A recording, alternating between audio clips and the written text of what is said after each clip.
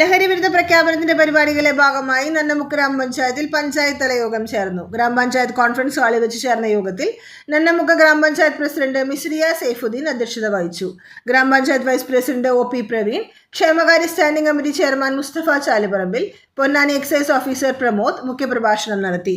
Changaramkulam police സ്റ്റേഷനിലെ sub inspector Suresh, Mookkuthala P Chithra Namboothiripad, government higher secondary school principal C V Manikandan, Changaramkulam വ്യാപാരി വ്യവസായ ഏകോപന സമിതി president P P Khalid, Nannamukku കുടുംബാരോഗ്യ കേന്ദ്രം HI incharge Priya, Narayanan, Abdu, CDS chairperson Sunitha, Nannamukku village officer Preetha തുടങ്ങിയവർ സംസാരിച്ചു. നന്നമുക്ക് വില്ലേജ് അസിസ്റ്റന്റ് സജീവൻ സ്വാഗതവും വികസനകാര്യ standing committee chairperson Prinsha Sunil നന്ദിയും പറഞ്ഞു. വ്യാപാരി വ്യവസായ പ്രതിനിധികളും ഗ്രാമപഞ്ചായത്തിലെ സ്കൂളുകളിലെ അധ്യാപകരും ആരോഗ്യ പ്രവർത്തകരും ലഹരി വിരുദ്ധ സബ് കമ്മിറ്റി പഞ്ചായത്ത് തല യോഗം സംബന്ധിച്ചു.